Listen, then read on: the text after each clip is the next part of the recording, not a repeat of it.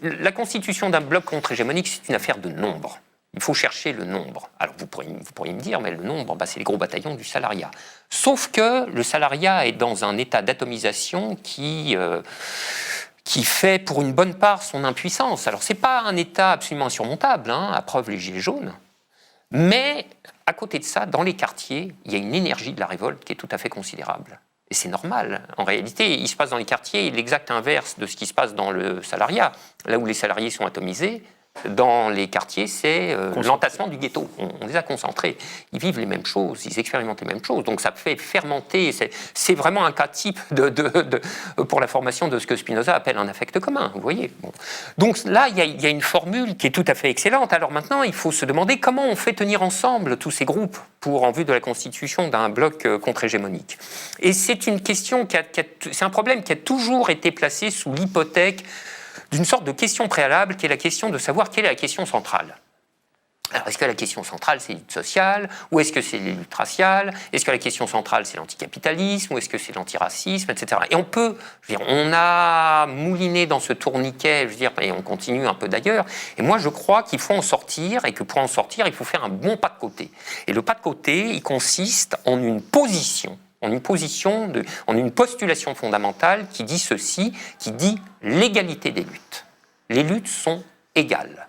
La première conséquence qui suit de l'égalité des luttes, c'est d'accorder aux gens de voir la question centrale chacun à leur porte. Vous comprenez, quand vous êtes un jeune des quartiers et que vous avez affaire quotidiennement à la police, qui maltraite, qui abuse, qui humilie, qui violente, qui assassine, comment voulez-vous que votre expérience du monde social ne soit pas saturée par ces choses-là et que la question centrale pour vous, à plus forte raison de ce qu'elle est accrochée à des enjeux de vie ou de mort, ça ne soit pas la violence de la police raciste. Bon. Et puis dans d'autres univers, on a d'autres questions centrales, etc.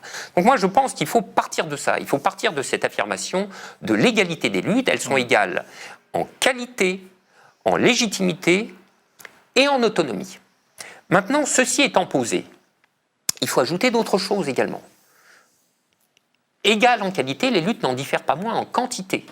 Et si on a en tête la constitution du nombre, ce n'est pas une donnée inessentielle, n'est-ce pas? Deuxième chose, la société est traversée par une multiplicité de rapports de domination. Mais comment ce paysage des dominations s'organise-t-il? Ma thèse, certainement, elle est contestable, elle est même déjà contestée, dans le livre même. Oui, ma thèse, c'est que parmi tous ces rapports de domination, il y en a un qui occupe une position structurale particulière, qui jouit d'un statut particulier, que les autres ne peuvent pas lui rivaliser. Et il s'agit du rapport de domination capitaliste en tant qu'il donne à la société sa structuration principale. Raison pourquoi on peut dire, d'un point de vue structural, que nous sommes dans une société capitaliste. Ce qui ne l'empêche pas d'être par ailleurs une société raciste, n'est-ce pas? Mais au titre de sa structuration principale, nous sommes dans une société capitaliste. Voilà, alors, maintenant, une fois qu'on a dit ça, c'est-à-dire que le paysage d'ensemble des dominations est structuré d'une certaine manière, bon, qu'est-ce que vous voulez? Ça n'empêche pas qu'on voit comment ça se réalise en situation. Donc il y a des régions de l'espace social où les rapports de domination se rencontrent, s'empilent et, comme on dit, s'intersectent. Bon. Il y a un exemple type qui est donné en général en illustration de ce type de situation, c'est la lutte des femmes de ménage des hôtels Ibis, triplement opprimées. Ça, c'est une belle superposition, comme salariés, comme femmes, comme noirs. Et en même temps, à cet égard, vous voyez, ce qui est intéressant, c'est que la lutte des femmes de chambre de l'hôtel Ibis, ou des hôtels Ibis, elle est appréhendée en première instance comme une lutte sociale, comme une lutte salariale, n'est-ce pas?